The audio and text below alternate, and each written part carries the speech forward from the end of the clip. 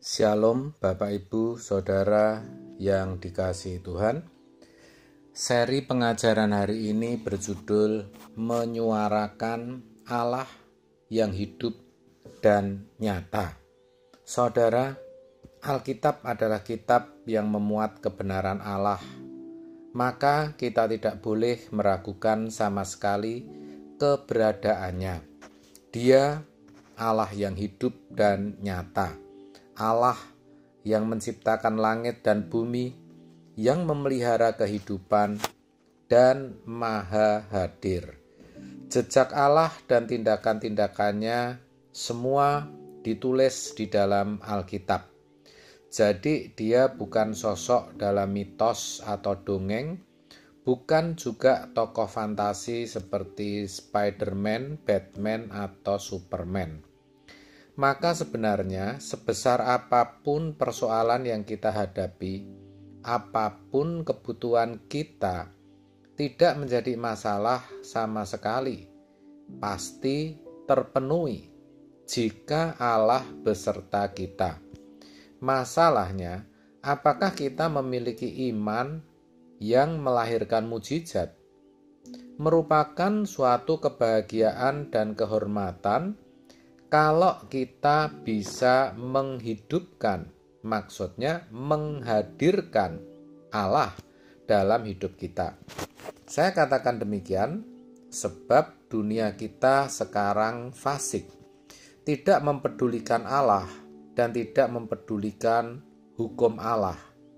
Allah diisolasi, disingkirkan, bahkan dibuang dari hidupnya. Manusia membuang diri, menjauh dari hadirat Allah. Sehingga dunia kita suasananya benar-benar ateis. Bukan hanya di negara-negara yang jelas-jelas menolak keberadaan Allah. Di negara-negara yang mengaku bertuhan, yang agama begitu dominan, ternyata perilaku manusianya tidak menunjukkan bahwa Allah itu ada. Agama malah bisa dijual untuk banyak kepentingan. Apalagi kalau ada perbuatan pendeta, majelis, atau aktivis gereja yang menyakitkan, merugikan, tidak menunjukkan etika kehidupan seorang yang bertuhan. Makin hari makin banyak orang yang sebenarnya tidak percaya Allah itu ada. Mereka tidak mau lagi ke gereja. Belum lagi anak-anak sekarang yang sejak kecil hanyut dengan gadget, hiburan, dan berbagai fokus yang tidak melibatkan Tuhan. Maksudnya, mereka tidak terlibat untuk belajar kebenaran mengenal Allah. Oh, ini mengerikan saudara. Memang di beberapa tempat banyak tokoh agama yang terus menyuarakan bagaimana hidup beragama. Tetapi di tempat-tempat lain yang pengaruh sekuler atau duniawi begitu kuat, khususnya di kota-kota besar, orang tidak peduli Tuhan sehingga menjadi ateis. Inilah suasana dunia yang tidak mendukung untuk meyakini Allah ada dan nyata. Saudara, kita harus terus menyuarakan di dalam diri kita bahwa ada Allah yang hidup, Allah yang memelihara kesetiaannya dan tidak pernah meninggalkan perbuatan tangannya. Selalu suarakanlah di dalam diri kita mengenai Allah yang hidup dan nyata. Jangan berhenti menyuarakan bahwa Elohim Abraham, Ishak, dan Yakub satu-satunya Allah yang benar, yang menciptakan langit dan bumi, yang menurunkan nabi-nabinya, dimulai dari Abraham, Ishak, dan Yakub, dan seterusnya, termasuk Raja Daud, Samuel, Elia, Elisa, keturunan Abraham. Allah yang sama, Allah yang hadir di dalam hidup kita sekarang ini, saat ini. Itulah sebabnya kita harus ada di lingkungan orang-orang yang percaya Tuhan.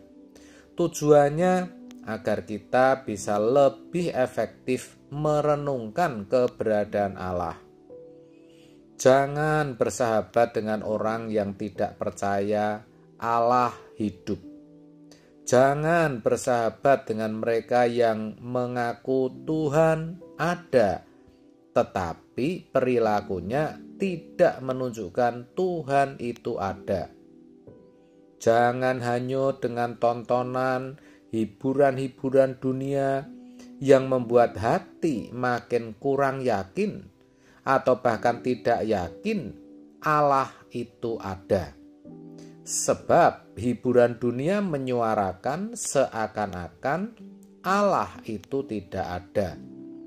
Ini bahaya sekali. Kita harus bergaul di tengah-tengah orang yang meyakini Allah itu ada. Seperti nasihat Mazmur 1, berbahagialah orang yang tidak berjalan menurut nasihat orang fasik, yang tidak berdiri di jalan orang berdosa, dan yang tidak duduk dalam kumpulan pencemooh. Bawalah diri pada situasi atau keadaan yang membangun keyakinan adanya Allah, baik dalam pergaulan maupun dalam persekutuan di gereja. Mendengar firman, membaca Alkitab adalah makanan sehari-hari yang mutlak. Tidak kalah mutlak dengan makanan secara fisik. Lebih mutlak sebenarnya daripada roti dan nasi. Sebagaimana kita mengkonsumsi makanan untuk kehidupan fisik, kita juga harus mengkonsumsi firman untuk kehidupan rohani. Orang yang tiap hari membaca Alkitab atau mendengarkan firman Tuhan dengan rendah hati dan mau mendapatkan kebenaran dari dalamnya, imannya akan bertumbuh dan ia pasti tidak akan berkhianat kepada Tuhan. Membaca firman, mendengarkan firman harus merupakan kebutuhan mutlak. Begitu juga dengan doa. Doa adalah nafas hidup yang membangkitkan keyakinan bahwa Allah itu ada.